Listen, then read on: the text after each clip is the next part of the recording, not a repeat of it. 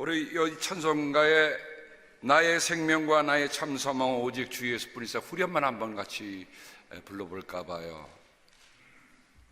키만 눌러주세요. 나의 생명과 나의 참 소망이 오직 주 예수 뿐일세. 한 번 더. 나의 생명과 나의 참 소망은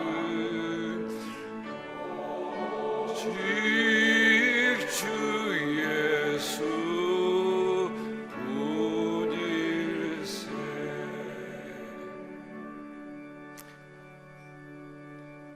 아멘. 우리가 정말 이 찬송 부를 때 나의 참 생명과 나의 참 소망은 오직 주 예수뿐일세, 이 찬송가대로 고백하며 사는 사람은 복이 있습니다. 아멘. 제가 청년 때에 때로는 산에 올라가서 기도하고 때로는 교회 새벽에 혹은 밤에 기도할 때 이 찬송을 많이 불렀습니다. 그래서 이제 이 찬송가는 낯선 찬송가로 들리지 않고요. 근데 그때는 젊음의 열정 가지고 불렀다고 한다면 이제는 신앙이 젊을 때하고는 좀 달라지잖아요. 그죠? 그러니까 이제 신앙의 뭐랄까 인생의 성숙함으로 가는 그 길에서 부른 찬송이니까 좀 다른 것 같아요. 그래서 이 찬송가는 맹숭맹숭하게 부를 것 같아요. 맹숭맹숭해 불러서도 안 되고요. 나의 참 생명과 나의 참 소망은 오직 주 예수뿐일세. 여러분이 만약에 우리 모두가 다 이 찬송을 내 신앙의 고백으로 부른다면 그것은 한편의 설교와 버금가는 일이라 생각이 됩니다. 오늘 우리는 로마서 15장 13절의 말씀을 함께 읽었습니다. 바울이 보낸 우리는 이 편지를 바울의 유서라고 할 정도입니다. 바울의 가장 완숙하고 바울의 가장 성숙한, 우리가 어떻게 하나님과의 관계를 이루며 우리가 어떻게 하나님의 구원에 들어갈 것인가 하는 것을 말씀해 준, 그러면서 끝에 가서 바울이 마지막 인사를 남기면서 했던 말이 바로 위로의 하나님, 소망의 하나님입니다. 소망을 주시는 하나님께서 믿음에서 오는 모든 기쁨과 평화를 여러분에게 충만하게 주셔서 성령의 능력으로 소망이 여러분에게 차고 넘치기를 바랍니다. 여러분, 정말 우리가 이 대림절 기간 동안에 정말 바울이 이 로마서 15장 13절에 남긴 이 말씀을 한번 깊이 묵상하면, 그렇구나, 하나님이 내게 어떤 분이신가, 하나님이 지금 내게 무엇을 하고 계시는가, 다른 거 하고 있지 않으세요? 뭐 하고 계세요? 소망을 주시고 계세요. 우리는 미국의 대선을 보고 여러 가지 착잡한 생각들도 없지 않아 있습니다. 우리 아까 이무희 권사님은 간절하게 조국을 위해서 기도하는데, 조국을 떠나면 누구나 다 애국자가 된다는 말이 있죠. 왜냐하면 그 안에 바글바글한 좁은 데서 있을 때는 나라를 제대로 못 보다가 밖에 나와서 보면 보이더라고요. 경기장에서 실천으로 뛰는 사람은요, 지금 내 볼이 어디로 와서 어디로 가야 될지 잘 모를 때가 많습니다. 그러나 관중석에서 이렇게 지켜보는 사람은 그 볼이 어디로 갈지 이미 알고 있을 때가 많습니다. 우리가 나라에게 소망을 두었습니까? 우리가 무슨 대통령이나 국회의원들에게 소망을 두고 살았습니까? 아니죠. 창피한 얘기입니다만 국민에게도 무슨 소망을 두었습니까? 아니에요. 소망은 어디에 두는가? 소망은 어디서부터 오는가 하는 것을 일깨워주는 말씀이 바로 바울의 유서와도 같은 로마서, 정말 이 짧은 귀절이지만 이 귀절이 오늘 우리에게 우리의 신앙이 어디에서 기초를 둘 것인가 하는 것에 대해서 다시 한번 일깨워주고 있습니다. 바울은 이 소망을 어디서 찾았는가? 바울은 누구보다도 철저한 유대인이죠. 바리새파 사람이었습니다. 그래서 누구보다도 하나님 말씀에 깊이 통찰했던 사람인데, 저는 이사야서 40장 31절을 바울이 분명 마음에 담았으리라. 왜냐하면 이사야서는 1장부터 66장까지 된 긴 장이지만 1장 39장까지 심판이 주제가 되고 40장부터 66장까지가 회복이 주제가 됩니다. 구원이 주제가 됩니다. 그런데 그 구원의 첫 주제를 가리키는 이사야서 40장, 한쪽에는 짙은 어둠이 있는가 하면 한쪽에는 밝은 빛이 비춰오는데, 그 밝은 빛이 비춰오는 그 첫 장에 있어서 40장 31절에 이사야는 이렇게 우리에게 얘기해 줍니다. 오직 주님을 소망으로 삼는 사람은 새 힘을 얻으리니 독수리가 날개를 치며 솟아오르듯 올라갈 것이요 뛰어도 지치지 않으며 걸어도 피곤하지 않을 것이다.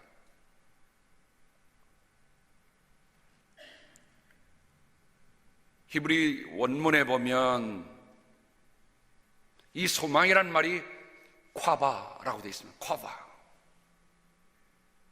근데 이 콰바라고 하는 이 말은 여러분 쉽게 이렇게 한국말로도 이해할 수 있어요. 꽈바. 새끼를 꼽니다. 어릴 적에 장터에 가면 앉아서 새끼를 꼬는 그 분들의 모습을 본 적이 있어요. 다 희한합니다. 요만한 그 뭐라 그러죠? 용어도 다 잊어먹는다. 하여간 볏대를 가지고 다 이렇게 하고 서서 꼽는데, 분명히 가늘다란 이 볏대가 이쪽으로 나오면 두꺼운 새끼줄이 돼요. 뭐 했기 때문에요? 꽈봤기 때문에. 그래서 이 구약에 나타난 이 콰바라고 하는 이 소망이란 말은 원뜻은 꼬는 거예요. 꼬는 거. 한 줄은 약하지만 그 줄이 함께 묶여서 꼬아지니까 든든한 것이 됩니다. 이것으로 다른 걸 맬 수도 있어요. 쌀 안 감아도 그 새끼줄을 묶어서 딱 잡아갖고 채면 들어설 수 있을 정도가 되니 말입니다. 저는 이 말씀을 생각하면서 그런 생각을 들었어요. 그러면 우리의 인생이 뭐하고 꼬였는가? 중요한 일입니다. 세상의 욕심에 꼬이면 그 욕심 때문에 파멸할 것이지만, 내 인생이 소망을 주신 하나님께 꼬이면 하나님이 나를 인도하실 것이라는 거예요. 아무리 내 인생에 무거운 짐이 있다 할지라도 그분과 내가 얽히면 감당 못할 일이 없습니다. 무거운 짐을 나 홀로 지고 견디다 못해 쓰러질 때 우리 그런 찬송 부르잖아요. 불쌍히 여겨 구원해 주리 누굽니까? 우리 주님, 우리 하나님이에요. 종종 기도의 부탁을 받을 때 저는 무조건 그 기도 제목 물어보지 않아요. 하나님 도와주십시오. 하나님 실행해 주십시오. 정말 우리가 이런 어려운 문제에 있을 때 우리가 스스로 아무리 새끼줄을 꽈본들 우리가 그 문제를 해결할 수 있는 길이 없습니다. 하나님이, 우리가 하나님께 얽혀 매었은즉, 하나님께 묶였은즉 하나님께서 해 주십시오. 그게 소망이더라 말입니다. 그러니 소망이라고 하는 것은 뗄래야 뗄 수 없고 피할래야 피할 수 없고 도망칠래야 도망칠 수 없는, 소망을 주시는 그분과 내가 하나로 꽁꽁 묶였다. bind together, bind together.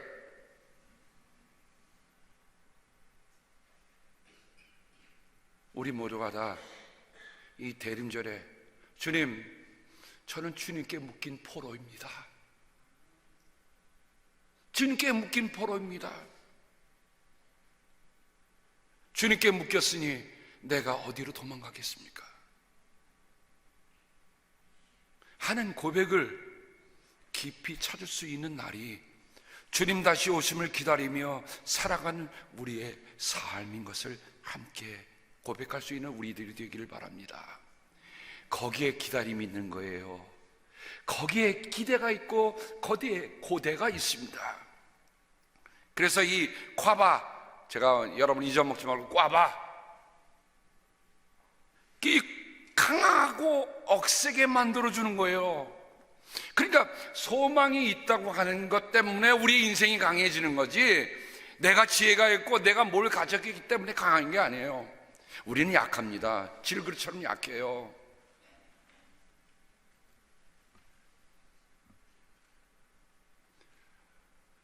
지금도 저는 조심조심 음식을 먹습니다.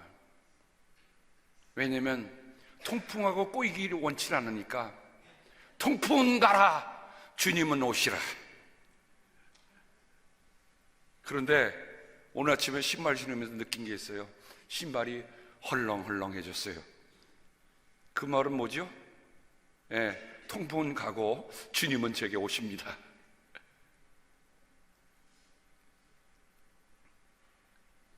그렇게 찌르는 아픔이 오고 어려움이 올 때는요, 절절매지요. 그런데 그 과정을 지나면서 정말 기도도 하고 또 주님 말씀 묵상하고 또 음식도 절식하고 가다 보면 제가 좀, 여러분 좀 호리호리하게 좀 빠졌죠. 아침에 체중을 재니까 한 9파운드가 빠졌더라고요. 다이어트의 성공. 다이어트를 위한 다이어트가 아니라 내 몸이 무게가 느껴지면 다리도 힘들더라. 그래서 그런 생각이 들었어요. 하나님, 내가 욕심이 짓누르면 내 마음에 생기는 것은 고통밖에 없군요. 더 가볍게 하여 주옵소서, 더 덜어내게 하옵소서 하는 마음으로 오늘 말씀을 함께 나눕니다. 근데 이 콰바라는 말 속에 그 끝에 가보니까 매복하다는 뜻도 있더라고요. 왜 매복합니까? 분명히 뭐가 올 거라고 하는, 지금은 없어졌습니다만 한때 백두대간을 지나다녔던 한국산 호랑이 아시죠? 그 호랑이가 시베리아의 어느 쪽에 있다고 하는 것을 이 PD들이 얘기를, 제보를 듣고 거기 가서 그 호랑이를 잡으려고 매복하고 있는 걸 봤습니다. 제가 그걸 잠깐 봤는데요, 흥미가 있더라고요. 유심히 봤어요. 근데 그 호랑이가 한 주 지나도 안 나타나는 거예요. 왜 안 나타날까요? 호랑이가 냄새를 맡으면서 뭐가 다르다는 것을 느끼고요, 바람에 호랑이는 아주 민감한 밑에 뭔가 조금 다른 걸 압니다. 그래서 억지사 딱 카메라를 보이지 않게 뭐 이렇게 덮어서 했는데, 앞불사 호랑이가 정말 2주 지나서 3주째 나타나는데 거기 가서 발로 탁 쳐갖고 그걸 다 망가뜨리는 거예요. 그리고 서서히 또 싹 사라져. 시베리아의 초겨울이 돼서 눈발이 날리는데, 이 사람들이 그거를 가지고 특집을 만들었는데 그거 못 찍으면 안 되잖아요. 그래서 한 달, 2달 만에 호랑이를 잡았어요. 잡은 게 아니라 카메라 잡았다는 얘기입니다. 총으로 쐈다는 게 아니라 카메라 잡았는데, 이야, 이만한 호랑이가 말이요, 저벅 오는데요, 제가 봐도 이야, 옛날에 한국 호랑이 온다 그럼 애기가 뚝 꽂혔다는 말이 이해가 되더라고요. 그게 매복입니다. 그러니 생각해 보세요. 매복하고 카메라를 잡아야 되는 그 카메라 기자는 어떻게 됩니까? 호랑이가 들키지 않아야 돼요. 호랑이가 들키면 어떻게 돼요? 큰일 나죠. 과반은 바로 이겁니다. 어지럽고 복잡하고 모든 것을 뒤흔드는 세상 속에서 정말 집념을 가지고 뭔가 한 군데 시선을 앞두고 쳐다보고 있고 숨어 있는 것, 그게 소망이 가지고 있는 뜻입니다. 바울은 이 뜻을 알았어요. 그래서 우리는 이 대리준열 기간 동안에 하나님께만 우리에게 시선을 두고 하나님께만 우리가 얽혀있고 하나님을 기다리고 하나님을 고대한다는 그런 마음을 다시 살피는 날이 바로 이때입니다. 시편 39편 4절부터 7절 말씀에, 저는 시를 좋아하기 때문에 시편을 종종 묵상할 때가 많습니다. 한번 들어보시죠. 주님 알려주십시오. 내 인생의 끝이 언제입니까? 내가 얼마나 더 살 수 있습니까? 나의 일생이 얼마나 덧없이 지나가신 것인지를 말씀해 주십시오. 아마 이 시편 기자는 아마 자기의 인생의 끝이 멀지 않았음을 내다보듯 우리에게 그 시를 얘기해 줍니다. 주님께서 나에게 한 뼘 길이밖에 안 되는 날을 주셨으니 내 일생이 주님 앞에서는 없는 것이랑 같습니다. 진실로 모든 것은 헛되고 인생의 전성기조차도 한갓 입김에 지나지 않습니다. 야, 어쩌면 이런 깊은 감히 건져 오를 수 없는, 길어 오를 수 없는 그 통찰력을 했는데 자기의 인생이 한 뼘 길이밖에 되지 않는다 고백합니다. 걸어 다닌다고들 하지만 그 한평생의 실로 한 오락이 그림자일 뿐, 재산을 늘리는 일조차도 다 허사일 뿐입니다. 장차 그것을 거두어 드릴 사람이 누구일지 아무도 모르는 일입니다. 실오락이 한 줄. 사람이 수고해서 모으고 있는 것들 결국 내가 못 이루고 갈지 누가 안다는 얘기, 실감나는 얘기 아닙니까? 그러면서 7절에 그러므로 주님,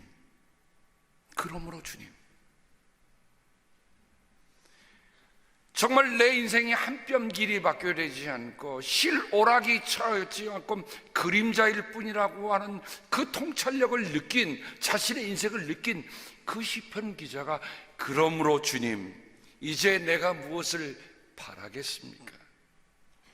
내 희망은 오직 주님뿐입니다. 내 희망은 오직 주님뿐입니다. 여러분, 이 시편을 다윗도, 아니 바울도 읽었지 않았겠습니까? 그래서 바울은 이렇게 얘기합니다. 눈에 보이는 것을 바라면 그게 무슨 소망이겠습니까?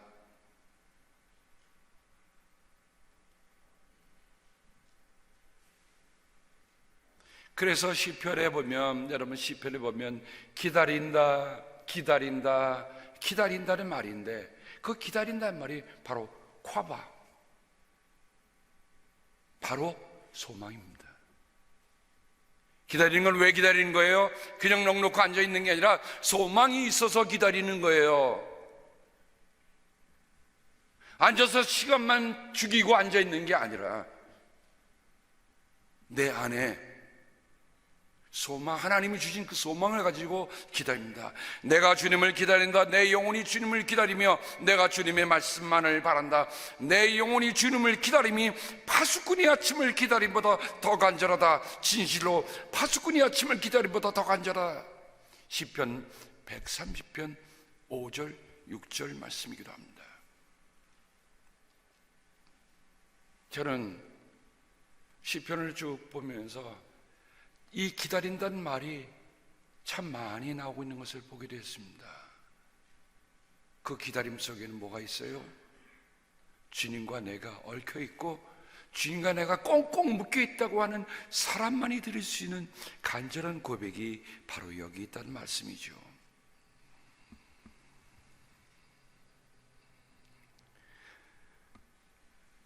이제 로마서로 넘어가 보면 그런 바울이, 그러니까 바울이 이미 구약 성경을 깊이 읽으면서 통찰력 있게 발견한 그 소망, 그 소망을 이젠 그리스도와 함께 연결하면서 바울은 우리에게 얘기해 줍니다.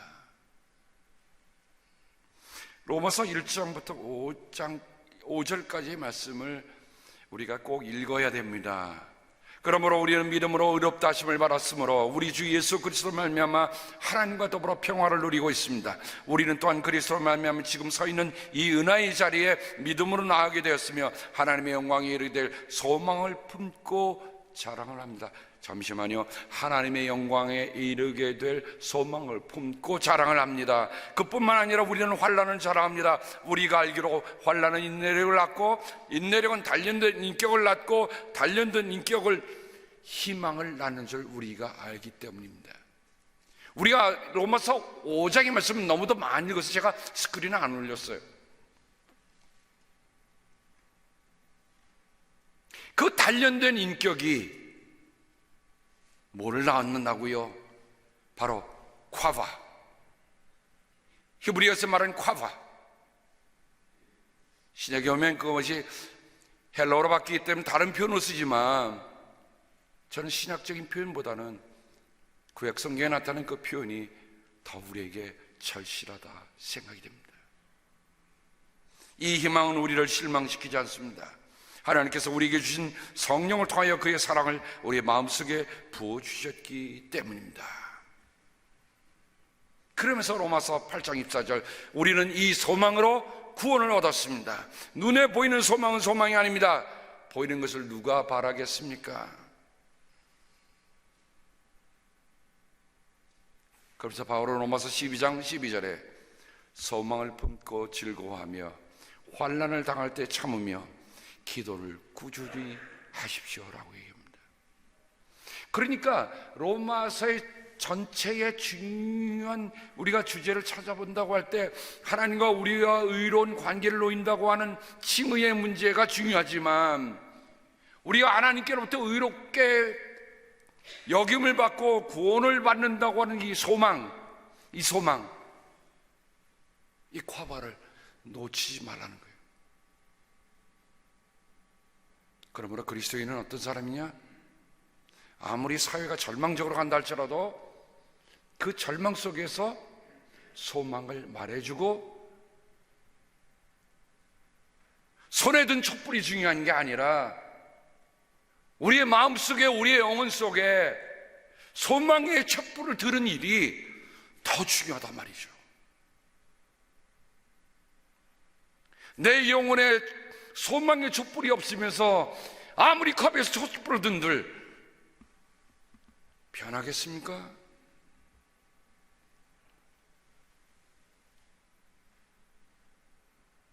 이번 크리스마스 때에 오늘 주께 영광, 하늘 찬양대, 정말 핸델의 메사이아 중에 나오는 건데 이번 크리스마스 때에 핸델의 메사이아를 한다고 그러죠. 여러분 메시아의 기적을 아시죠? 핸델이 그 곡을 칠 때는 파산했어요. 건강도 아주 안 좋았어요. 쉽게 얘기하면 인생이 바닥이 났을 때 한 시인이 자기에게 보냈어요. 그 시인을 보는데 딱 읽어보는 순간에 이런 쪼가리를 나한테 보내다니 그러면서 그래도 핸델이 당시에 참 유명한 작곡가였다 파산을 하고 건강을 아마 요즘 말로 하면 중풍이 걸려서 고생을 하면서 오던 그런 때에 그에게 남은 게 뭐가 있겠어요? 근데 버렸던 그것을 다시 보는 순간에 그가 찔림은 우리의 허물을 인하며 이사야서 있는 말씀이 고난받는 종의 말씀이 쭉 적혀 있는데 갑자기 그 말씀에 눈이 꽂히기 시작하는 거예요.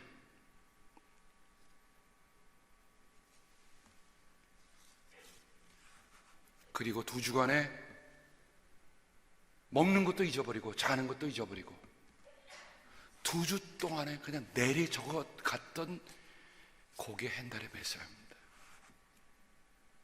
지금처럼 무슨 컴퓨터가 있었고 다다다닥 놀았고 뭐 오케스트라 어레인지먼트 하는 게 아니에요. 다 펜으로 갖고 이렇게 악보 딱 그리잖아요. 여러분 그 필사본을 보면 말이죠. 전 작곡은커녕 그리는 것도 어려울 것 같아. 우리 김장로님은 그 설계 디테일하게 하지만 그 설계하는 것보다 더 어려울 것 같아요. 그죠? 하여간 옆에서 지켜보던 그 집을 돕는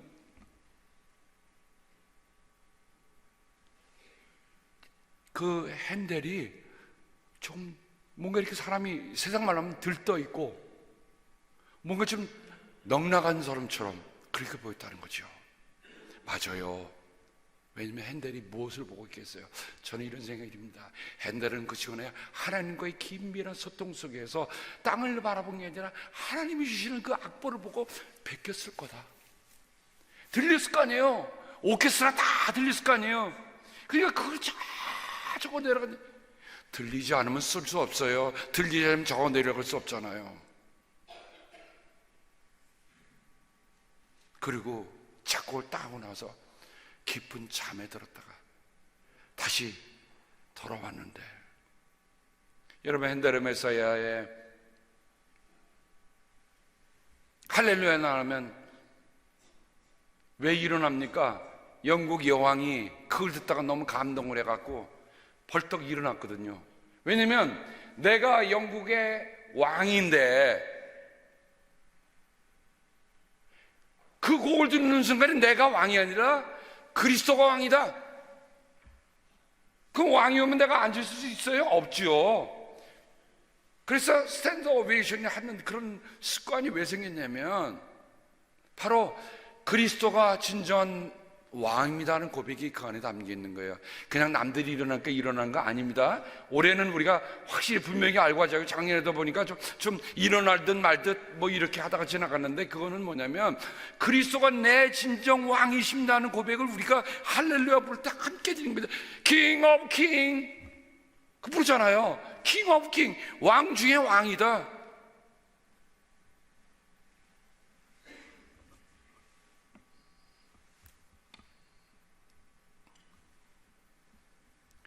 오늘은 여기서 마치려고 합니다.